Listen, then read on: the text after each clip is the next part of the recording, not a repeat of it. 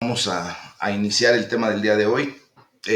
Seguimos viendo el libro de las generaciones y pues ahora vamos a continuar con la parte número 5 de nuestro manual y vamos a estudiar hoy las generaciones de Jacob. Bueno, recuerden que ayer, el día sábado hicimos una pequeña, un resumen general de todo lo que hemos visto hasta el día de hoy. Hoy vamos a seguir hablando acerca de las generaciones y el día sábado pues vamos a dar un resumen nuevamente de todo lo que veamos respecto a la cronología, cómo se va llevando. Bueno, pues el día de hoy vamos a ver acerca de las generaciones de Jacob. Quiero decirles que aunque Dios ya deja de hablar acerca del pacto y de sus promesas, recuerden que lo había venido haciendo repetitivamente, pues con el objetivo de que todos realmente quedemos bien conscientes de que cuando Dios promete algo, pues Dios lo va a cumplir. Entonces, a partir de este momento, vemos cómo Dios sigue bendiciendo a la descendencia de Abraham, pero a través de Israel. Y específicamente toma a uno solo de los 12 de la tribu de Israel, de las 12 tribus, a través de José.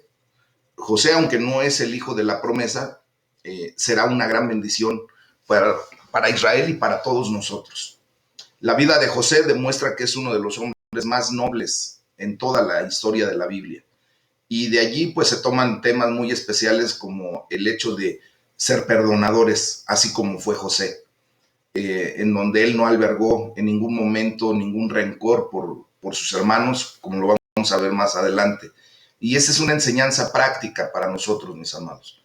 El hecho de que alguien pueda hacerte algún daño, pueda provocarte un malestar, no tiene que ser motivo para que tú albergues rencor en tu corazón. El día de ayer en la mañana, a través de del culto, a través de la predicación, pues también se nos enseñó a que Dios ya quiere que nosotros soltemos todo eso que nos haya dañado en el transcurrir de nuestra vida antes de Cristo. Hoy en Cristo Jesús somos nuevas criaturas y por ello tenemos que venir adelante. ¿Ok? Entonces, retomando el tema, la vida de José demuestra que es uno de los hombres más nobles de toda la historia de la Biblia.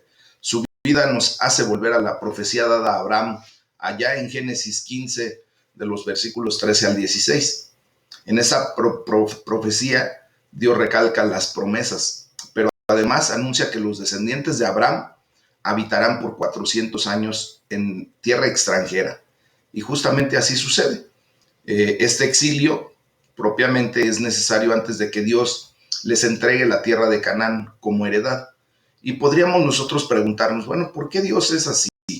¿Por qué si Dios tiene todo el poder? ¿Por qué si Dios tiene toda la autoridad? ¿Por qué no de una y para quitar todo problema? ¿Por qué no les entregó la tierra de Canaán desde el principio ya? O sea, en vez de llevarlos a Egipto y luego regresarlos, mis amados, todo proviene de Dios y todo trae un beneficio a final de cuentas. Todo nos sirve para bien y todo, absolutamente todo, nos va a dejar una enseñanza. Obviamente, si Dios hubiera dejado al pueblo de Israel, te hubiera dejado a ti en particular en una condición en donde tú no tuvieras que sufrir, donde no tuvieras que pasar por ningún problema económico, financiero, de salud. Desgraciadamente, el ser humano, en la actitud que normalmente tomamos cuando todo, entre comillas, marcha bien, es alejarnos de Dios, olvidarnos completamente de que Dios existe. Y por eso Dios siempre tiene que ponernos a prueba, constante, no porque Él así lo hubiese querido, sino por nuestra condición. El ser humano normalmente tiene esa tendencia de olvidar. Es más, yo creo que ustedes y yo hemos sido testigos o hasta hemos sido víctimas de cuando apoyamos y ayudamos a alguien. De repente no tenemos la capacidad en un momento dado de seguir en el apoyo y la gente se va de nuestra condición de vida y se olvida.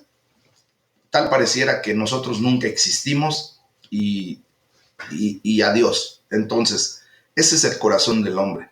Y por eso Dios tiene que generar ese tipo de pruebas. Bueno, a través de José, Dios demuestra quién está en control de las cosas, siempre cumpliendo sus promesas. ¿Quién está en control de todo, absolutamente de todo lo que te está sucediendo hasta este momento? Dios, al final. Entonces, Dios también muestra que Él está en control de todas las cosas a través de la vida de José. Sus hermanos lo venden, sus hermanos prácticamente lo dan por muerto, pero Dios tiene preparado todo el escenario para después venir a darle salvación a través del mismo José. Bueno, la palabra de Dios nos enseña que serían extranjeros por 400 años. Fue una peregrinación, mis amados, que sería coronada con el éxodo. Entonces, vamos a empezar a desglosar la palabra de Dios. Vamos ahí al capítulo 37, del versículo 2 al 36, vamos a estar viendo todo lo que sucede cuando José es vendido por sus hermanos. José tenía 17 años cuando vio a sus hermanos, los hijos de las siervas, haciendo cosas malas. Fue a su padre y le contó. ¿Y por qué digo los hijos de las siervas? Porque se recuerdan que Jacob, a quien verdaderamente amaba, era Raquel. Lea fue metida así como a la fuerza por parte de su padre Labán, porque ella era mayor que Raquel, y entonces ya lo vimos eso. Entonces, y los otros hijos de Jacob, pues eran propiamente de personas que venían de servidumbre, y a ellos se les llamó los hijos de las siervas, de las empleadas de Jacob, ¿ok? Entonces fue a su padre y le contó. El mensaje es muy claro. Técnicamente José era un chismoso, ¿no? Metiche, una persona que nada más estaba viendo a ver quién hacía algo para ir y contarlo. ¿Te has topado con alguien así? Bueno, José fue la persona amada por su padre, la persona que siempre su padre estuvo muy atento a qué le sucedía porque era su amado, ¿verdad? Era el hijo que él había deseado con la mujer que amaba. Entonces, sus hermanos era por eso que lo aborrecían. Su padre le regaló una túnica especial y hagan de cuenta que Josué era el que recibía todos los regalos, era el regalón, ¿no? Y le regaló una túnica especial con mangas largas como las que usaban los aristócratas e hijos de los reyes de aquel tiempo. Bueno, la Reina Valera dice túnica de muchos colores, pero es probable que la traducción más exacta sea una túnica de mangas largas. Lo vamos a dejar así, como una túnica de mangas largas y de colores. Pero él le regaló eso a su hijo José, y a los otros no les dio nada. Entonces, eso trajo todavía mayor encono en contra de José por parte de sus hermanos. Después, se nos narra a causa de los sueños de José, que se profetiza la importancia que iba a tener José sobre todos sus hermanos, y aún le odiaron más. Cuando José fue a ver a sus hermanos que estaban pastoreando las ovejas, pues planean matarlo, pero Rubén los convence de solamente echarlo en una cisterna y ya. Pasaron unos ismaelitas. ¿Se acuerdan de dónde viene la tribu de los ismaelitas? Pues justamente es de la tribu de Ismael, técnicamente viene a ser el tío abuelo de Jacob o el tío bisabuelo de José. Esa tribu iba pasando por allí, y sin la presencia de Rubén, que era el mayor, vendieron a José por el precio de un esclavo, y lo vendieron como esclavo. Los hermanos volvieron a Israel con la mentira y que le dijeron a Jacob, alguna mala bestia lo devoró.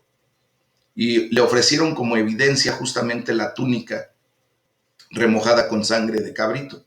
De nuevo, el engañador. ¿Quién es el engañador? ¿Se acuerdan? Jacob, el usurpador, fue o había sido engañado. Los ismaelitas posteriormente vendieron a José a Potifar, un oficial de Faraón ahí en Egipto. Ahora, ¿qué lecciones hay en todo este capítulo, mis hermanos? Pues hay una serie de lecciones muy especiales, en donde vemos cómo Dios permite pues acciones tan atroces como esa, pero para glorificarse en el momento adecuado. Entonces vamos a ver ya del capítulo 38, del versículo 1 al 30, acerca de lo que es Judá y Tamar. Bueno, Judá es uno de los hijos de Jacob. Recuerden cómo va la descendencia. Este se casó con las mujeres de Canaán. Encontró una mujer para su hijo, pero Dios lo mató por la maldad, por su maldad, antes de poder tener un hijo. Aquí se nos narra en este capítulo cómo el hijo de Judá comete un delito propiamente, y Dios pues simplemente toma su vida y no pudo tener descendencia. Entonces, según el matrimonio del levitario, o sea, vamos a ver en algún momento dado esa situación, Onán debía tomar la mujer. Tamar, esa era la mujer que tenía que tomar su hijo Onán y darle un hijo primogénito a su hermano. Pero este no lo quiso hacer, no quiso cumplir con su deber, y por esa razón le quitó la vida también a Onán. Judá tenía solo un hijo más, pero este era muy joven. Por esta razón prometió darle por esposo a Tamar en un tiempo futuro, pero no cumplió su promesa. Voy a explicar ahora lo que es la ley levitaria. Recuerden que en aquel tiempo, cuando una persona se casaba, el hijo mayor normalmente, el primogénito, se casaba con una mujer y no tenían descendencia y moría el hijo, el primogénito, el esposo, el hermano que le seguía tenía que casarse con esa mujer para darle descendencia al primogénito y de esa manera continuar el linaje. Pero por no obedecer, pues Dios también toma la vida de Onán y por consiguiente solamente le queda un solo hijo a a Judá para poder procrear, porque tenía que casarse nuevamente con la misma mujer. ¿Se acuerdan cuando a Jesucristo le hacen ahí como una especie de trampa los fariseos y le preguntan, oye Señor, ¿de quién va a ser entonces mujer a final de cuentas una persona que se casó, no tuvo hijos con el primer marido, se casó con el segundo hermano y así hasta 7 hermanos y con ninguno tuvo hijos? ¿De quién puede ser esa mujer? Ese es justamente el matrimonio del levirato. Cuando tenían que, esa ley que Dios estableció, tenían que procrear descendencia para que siguiera la genealogía correcta, ¿ok? Entonces, aquí pues simplemente vemos cómo las cosas se tornan difíciles por la desobediencia. Vemos también que a su vez Tamar cambió su ropa de viudez por vestimenta de prostituta o de ramera y luego engañó a su suegro, a Judá, y tuvo hijos para la descendencia. Uno de estos hijos, Fares, está en el linaje del Mesías. Y ahí viene la condición, ¿verdad?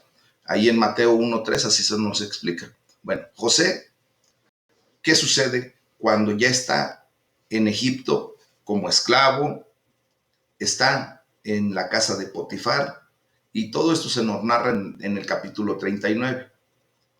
Justamente estando allí, dice la palabra de Dios, mas Jehová estaba con José. Esta es una frase clave, mis amados hermanos, que tenemos que tomar a lo largo de todo este capítulo 39. Aunque José pasó por momentos sumamente difíciles, Dios siempre estuvo con él. Y esto lo tenemos que tomar ustedes y yo como una referencia del amor de Dios por nosotros. Esto lo tienes que hacer para ti.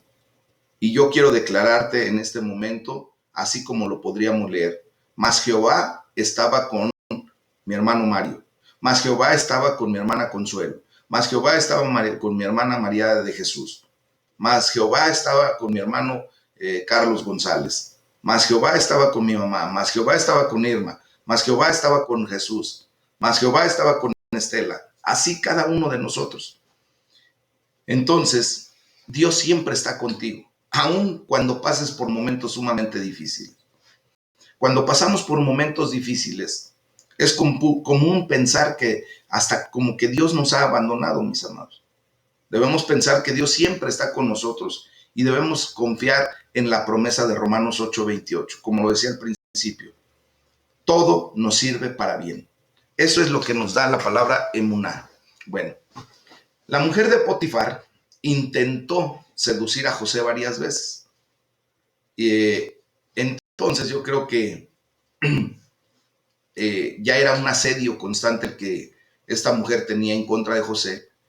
Y José pues simplemente pensaba, ¿cómo pues yo haría este grande mal y pecaría contra Dios? Fíjense, no estaba pensando en que pecaría contra Potifar, que era el esposo de la mujer. No estaba pensando en que pecaría en contra de Egipto, que le había de alguna manera ya perdonado la vida. Simplemente él reconoció que cada pecado es contra Dios. Y así tú y yo lo tenemos que ver. Cada vez que tú y yo tomamos decisiones equivocadas, al primero que estamos ofendiendo, al primero contra el que estamos pecando es contra Dios. Entonces vemos cómo cuando la mujer de Potifar toma su ropa, reconoció que la única respuesta, José reconoce que la única respuesta era salir corriendo. A veces el mejor o el único escape de una tentación es correr. Esto también nos lo enseña este capítulo. Cuando tú y yo tengamos alguna situación en tentación, lo preferible es mejor salir corriendo de ahí. Aunque salgas desnudo, aunque te hayan pelado en todo lo que hayan hecho, simplemente a correr. ¿Por qué? Porque justamente de esa manera no se peca contra Dios. La mujer mintió diciendo que José la quería violar y obvio Potifar se enojó tanto que lo echa a la cárcel. Bueno, algunos dicen que la pena de aquel tiempo por tal hecho debería ser la muerte. Por lo tanto, es posible que Potifar no le haya creído también a su esposa totalmente, ¿verdad? Yo creo que él sabía de qué pata cojeaba su mujer, que era media ligerita de cascos. Entonces, por eso solamente lo manda a la cárcel. José llegó a ser el cuidador de todos los prisioneros. ¿Por qué? Porque Jehová estaba con él y por lo tanto, él hacía las cosas correctamente. Él siempre estaba buscando la manera de glorificar el nombre de Dios a través de todas sus acciones. Y esto siempre va a traer bendición, va a traer consecuencias correctas, mis amados hermanos. Entonces, José no pasó mucho tiempo sintiendo pena por sí mismo, sino que siempre hacía lo mejor en cada circunstancia. La pregunta sería, ¿hacemos lo mismo?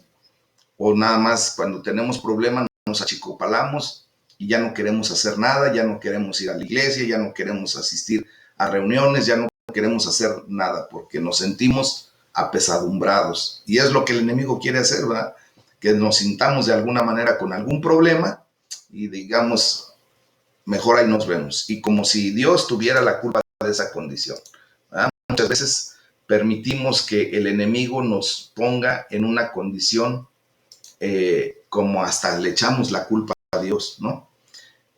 Entonces, vemos cómo José interpreta sus dos sueños, ahí en el capítulo 40 ya. Faraón echó al jefe de los coperos y al jefe de los panaderos en la cárcel donde estaba José, ¿de acuerdan? Entonces los dos tuvieron sueños y José se los interpretó. Las dos interpretaciones resultaron exactamente como José les había dicho. José pidió que el copero se acordara de él cuando volviera a su lugar, pero durante 2 años el copero no mencionó el nombre de José a Faraón.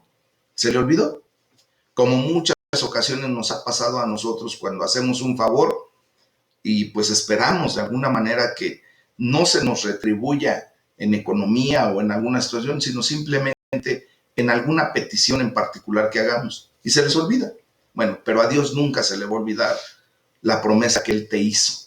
La promesa que Él hizo a José nunca lo iba a olvidar. Entonces viene el punto en el que José interpreta el sueño de Faraón.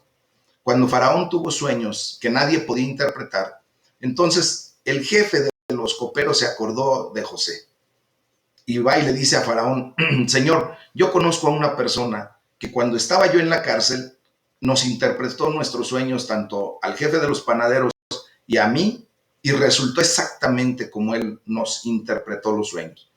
El jefe de los panaderos fue muerto y yo fui liberado. Entonces, obvio, Faraón dice: a ver, tráemelo de volada, ¿no? ¿Y cuál era el sueño? Pues empieza con la narrativa de que Faraón soñó a 7 vacas de gruesas carnes y hermosa apariencia. Y después sueña 7 vacas flacas y de muy fea apariencia, de muy feo aspecto, que devoraban a las 7 primeras vacas gordas. Y el segundo sueño era de que él había soñado 7 espigas llenas y hermosas, y después volvió a soñar 7 espigas menudas, marchitas y abatidas, y que devoraban a las 7 espigas hermosas. Entonces, pues obvio, ya sabemos la interpretación que le da José a esos sueños, pero siempre guiado por el Espíritu Santo de Dios.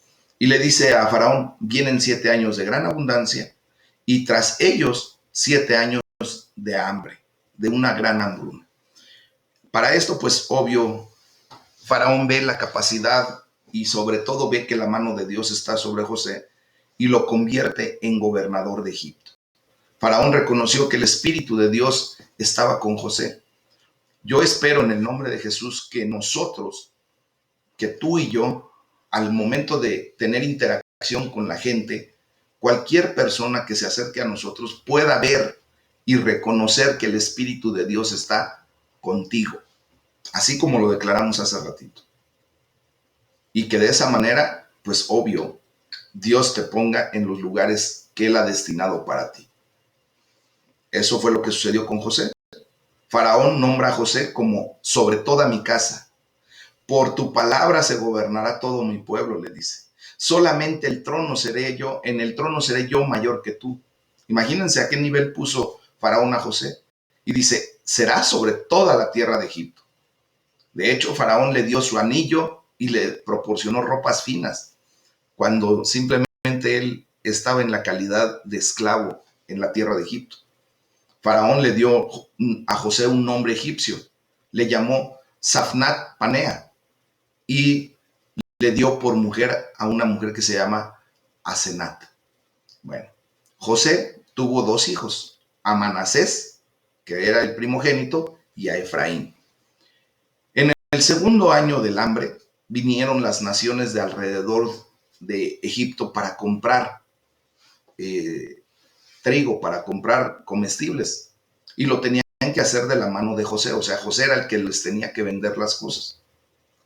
Obvio, ya en el capítulo 42 se nos narra cómo los hermanos de José vienen por alimentos. Israel mandó a sus hijos, excepto a Benjamín, que era el menor.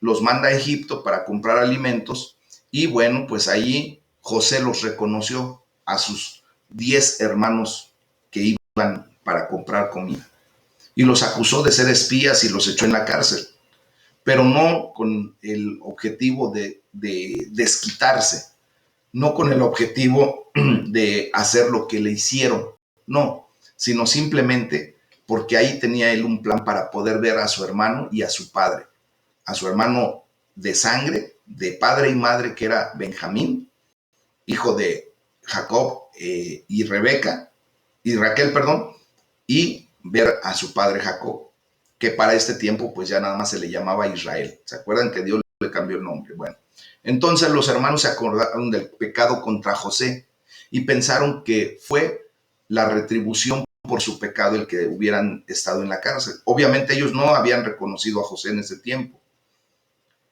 José les obligó a dejar a Simeón en la cárcel hasta que volvieran con su hermano menor Benjamín. Y José les devolvió el dinero y los ocultó en los sacos de trigo que estaban llevando para Israel, para llevarlo a su padre. Entonces los hermanos le contaron a su padre todo lo que les había pasado, pero Israel no quiso dejarles llevar a Benjamín a Egipto. Entonces tienen ahí una situación y Rubén, el hermano mayor, el primogénito de Jacob, le dice que él le iba a regresar a su hijo. ¿Ok? Entonces los hermanos de José regresan otra vez a Egipto por más comida y con Benjamín. Volvieron con el dinero que se encontró en sus sacos y aún más dinero para poder comprar más trigo. José les invita a almorzar con él y soltó a Simeón de la cárcel, y José lo sentó según su edad y dio 5 veces más comida a Benjamín. ¿Por qué? Pues obviamente porque era su hermano de sangre, ¿verdad? También se nos hace una narrativa ya en el capítulo 44, del versículo 1 al 34, donde se le menciona como la copa de José. ¿Por qué? Porque José esconde una copa de plata muy personalizada, que todo Egipto sabía que era la de José, y lo pone en el saco de Benjamín junto con todo el dinero que había pagado Benjamín por todo el trigo que se llevaba. Entonces se fueron y José manda a su mayordomo a alcanzarlos y a buscar la copa. Ellos le prometieron que serían siervos de ellos la persona que tuviera la copa en su saco. Entonces, cuando el mayordomo encuentra la copa en el saco de Benjamín, volvieron todos para hablar con el gobernador. Y Rubén pidió que lo llevara a él mismo en vez de Benjamín. Pero José vio que sus hermanos habían aprendido a amar y no tenían la misma actitud que les impulsó a venderle en esclavitud. O sea, ese acto de que ellos regresan y no nada más agarraron y dijeron, bueno, pues hay que se quede Benjamín y nosotros nos vamos. Ese acto de compasión, de amor que tuvieron por Benjamín, que los hizo regresar a todos, y al mayor decirle, ¿sabes qué? Mira, yo me quedo como esclavo por siempre contigo, pero deja ir, por favor, a Benjamín, porque si no mi padre moriría de pena. Entonces, allí ve José que Dios había cambiado el corazón de todos sus hermanos y que ahora habían aprendido a amar.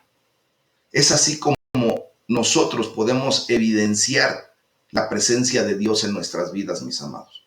Seguro tú y yo teníamos actitudes muy equivocadas antes de venir a Cristo, pero hoy, para la gloria de Dios, el Señor nos ha puesto de su gran amor ahora en nuestro corazón y está transformando nuestra vida, nuestra forma de conducirnos.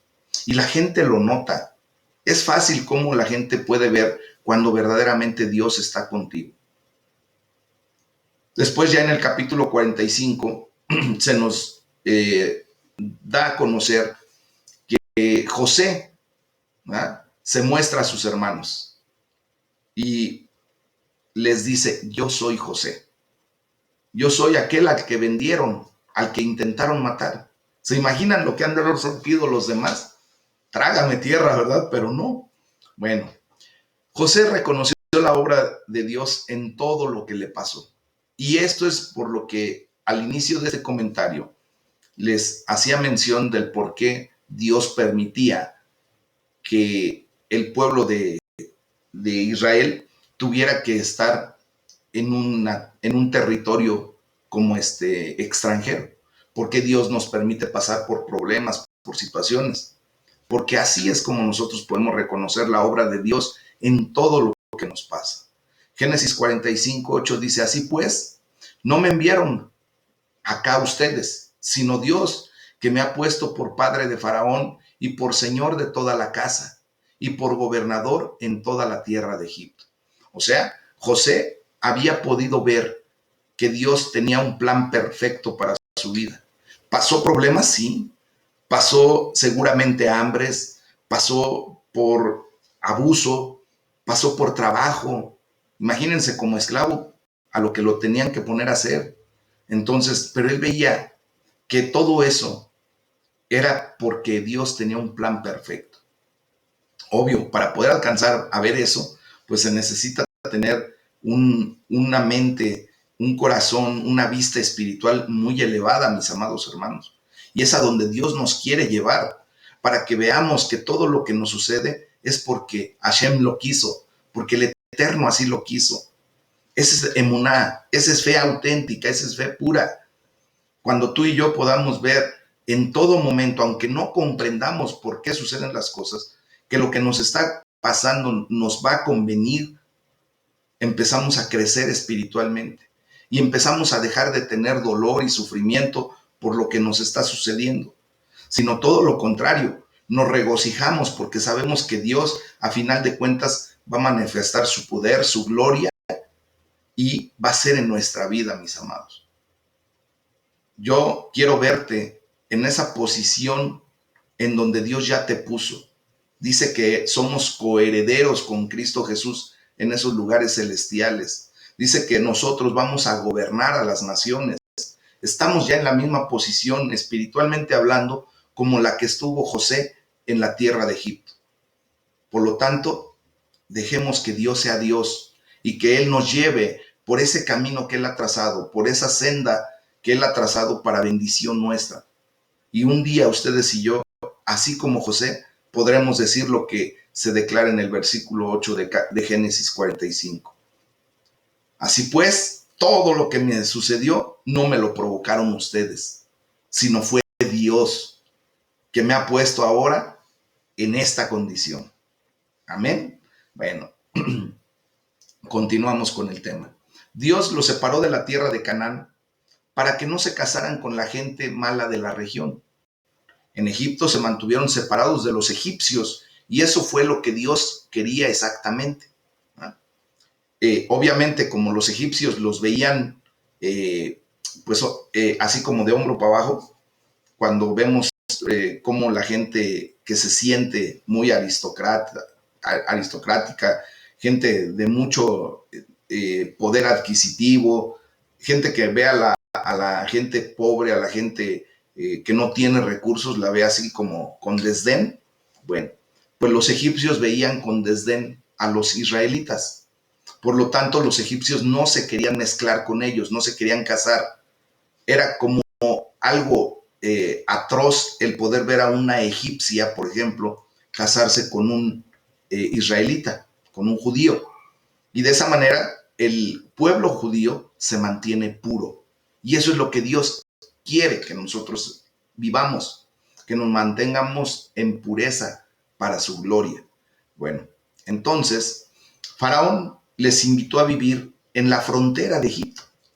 Era una parte buena de la tierra, pero no muy cerca a las ciudades de los egipcios. Solo los querían tener ahí para efecto de que también practicaran con ellos, pues, las actividades comerciales. O sea, los quería tener como una colonia en donde podrían compartir y convivir comercialmente, pero sin relaciones sociales muy allegadas. Los hermanos volvieron a Canaán para traer a toda la familia a Egipto. Recuerden que José le da esa instrucción a sus hermanos. Entonces, ya en el capítulo 46 y 47 está Jacob y toda su familia en Egipto. Dios repite ahora sí las promesas a Israel. Dios le vuelve a hacer esa promesa que hacía 200 años la había hecho a sus ancestros. Entonces, Israel llega, o Jacob, como le quieran llamar, llega con 70 personas a la tierra de Egipto. Y allí empiezan a multiplicarse de gran manera. Parecían conejos, ¿no? Porque Dios nos dio esa orden de multiplicarnos en la faz de la tierra. Y bueno, así lo hacen. Israel hizo a José jurar que no le enterrarían en Egipto, sino en la tierra prometida. Y ya en el capítulo 48, Jacob o Israel bendice a Efraín y a Manasés. ¿Quién es Efraín y Manasés? ¿Se acuerdan? Los hijos de José. ¿Ok? Bueno, Israel tomó a los dos hijos de José como sus propios hijos y los bendijo, dando mayor preferencia al hijo menor. Otra vez viene esa condición. ¿Por qué? Solamente Dios sabe en quién Él ha depositado una condición particular y se lo hace saber a los padres para la bendición que tienen que generar. Israel también bendice a José y le da la primogenitura, que significaba una doble porción, como lo vimos hace días. De esta forma, José pudo repartir una porción a cada uno de sus hijos y ellos tenían la misma porción que los hermanos de José, a final de cuentas. José recibió la primogenitura de su padre y vemos cómo el poder real y la promesa de la descendencia fue dada a Judá. Y ya de ahí viene el sacerdocio de Leví. Y ahí empezamos a ver cómo sigue la genealogía, cómo sigue esa línea de genealógica para llegar hasta el Mesías, hasta Jesucristo. En el capítulo 49 de, de Génesis, vemos la profecía de Jacob acerca de sus hijos. Y fíjense bien cómo va la cosa. Rubén, que era el mayor, pero que Israel simplemente le da la primogenitura a José, vemos esto. El mayor, el hijo mayor, que era Rubén, su padre le negó la primogenitura por sus pecados. Fue padre de una tribu poderosa, pero fue la primera tribu llevada en cautiverio. Después viene Simón y Leví. Ellos tampoco recibieron la primogenitura por sus pecados contra otro pueblo. La profecía fue que ellos serían esparcidos entre las otras tribus. Leví y sus descendientes llegaron a ser los sacerdotes con ciudades esparcidas entre las otras tribus. La tribu de Simeón fue dada entre la heredad de Judá, y estos nunca pudieron conquistar a los filisteos, y con el tiempo fueron esparcidos entre las otras tribus, con una buena reputación como maestros de obra. Después viene Judá.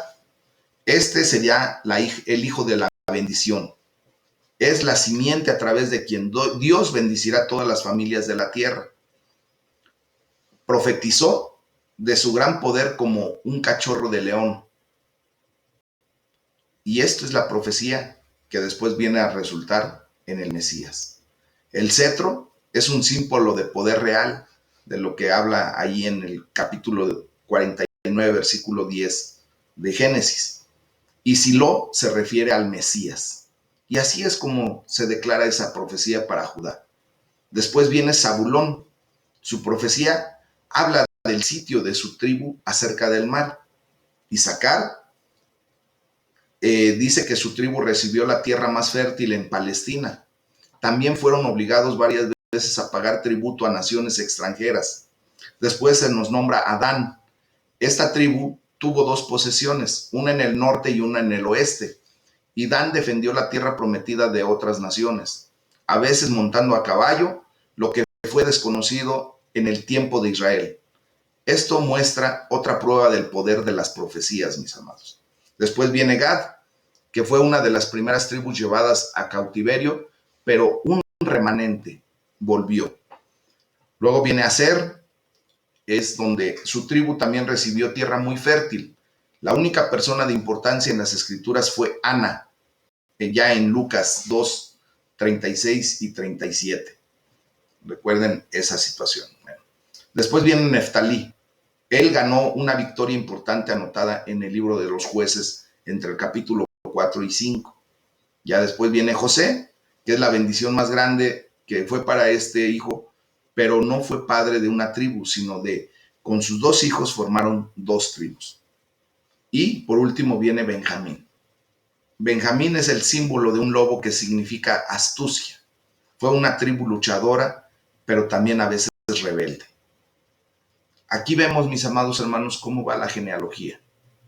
La muerte y la sepultura de Jacob se da ya en el capítulo, en el final del capítulo 49 y en el capítulo 50. Y aquí es a donde técnicamente pues vemos cómo sucedió la situación. Recuerden que pidió ser sepultado en la cueva de Macpela con sus padres. Y según la costumbre de los egipcios, embalsamaron el cuerpo, que duró 40 días, y pasaron 70 días de duelo o de luto. Los egipcios, ¿eh?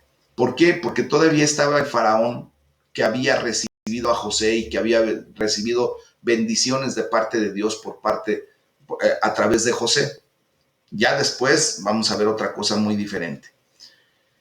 Entonces, llevaron el cuerpo de Jacob o de Israel a la cueva de Macpelá con una gran compañía de egipcios.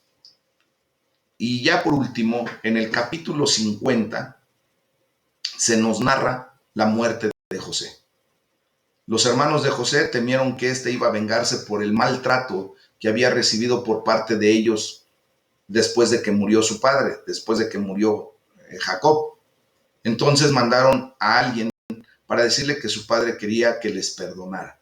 Obviamente José no tenía en su corazón ningún rencor, ningún resentimiento como para poder actuar de una mala manera en contra de sus hermanos, aun cuando su padre ya no viviera. Entonces vemos como en Génesis capítulo 50, versículo 20, dice, ustedes pensaron mal contra mí, mas Dios lo encaminó a bien para hacer lo que vemos hoy, para mantener en vida a mucho pueblo. Fíjense cómo José logró ver mucho más allá de cualquier ser humano normal a través de su dolor y de su sufrimiento. Y por la falta de comprensión del amor de José para con ellos, lloró. José lloró por cómo sus hermanos no habían visto que él había hecho todo por amor a su padre y a ellos, que él nunca los iba a maltratar ni iba a tomar represalia en contra de sus hermanos. Él los amaba verdaderamente. Y no sé si se recuerden el versículo más pequeño de la Biblia. Solamente tiene 2 palabras. A mí me recuerda mucho esto porque obviamente nosotros muchas ocasiones no hemos logrado comprender el gran amor de Jesús por nosotros y pensamos que Dios siempre va a traer represalias por nuestras actitudes. Mas Jesús lloró. ¿Por qué? Porque muchas veces nuestra falta de comprensión le hace tener ese sentimiento de dolor en su corazón.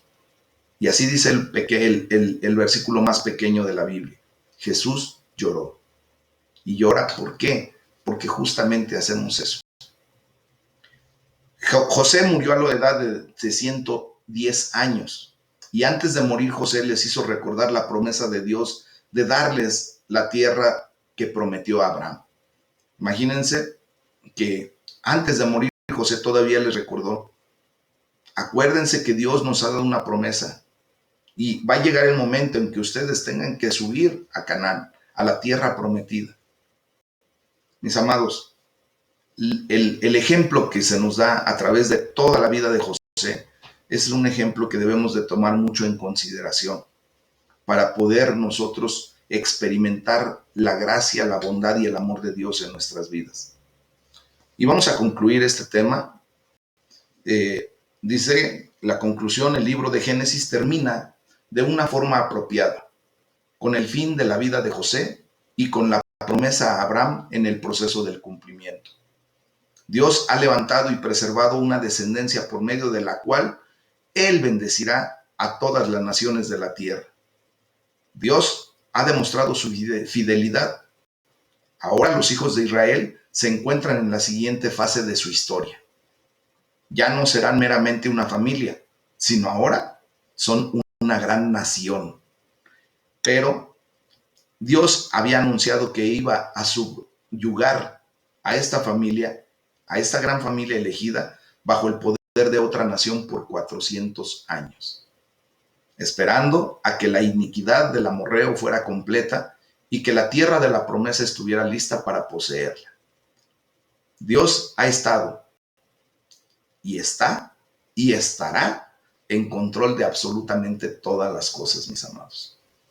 Él es fiel a lo que promete y lo cumple. De esta manera termina el libro de las generaciones, el libro de los principios, Bereshit. Es el libro del trato de Dios con los hombres. Para mañana les voy a pedir que por favor lean los primeros 12 capítulos de Éxodo para poder continuar. Hasta hoy terminamos Génesis. ¿Ok? Obviamente sé que va a haber algunas dudas, algunos puntos a tratar. Como siempre, yo me pongo a sus órdenes para poder juntos avanzar, para poder juntos crecer. Y si hay alguna duda, algún comentario, algo que de alguna manera no quedó claro, saben que siempre estaré para servirles. Tienen mi número personal, pueden mandarme un mensaje, una llamada y juntos podremos estudiar lo que haya quedado de alguna manera algo confuso o no bien explicado. ¿Ok? Pues le damos fin al capítulo, más bien al libro de Génesis y pues vamos a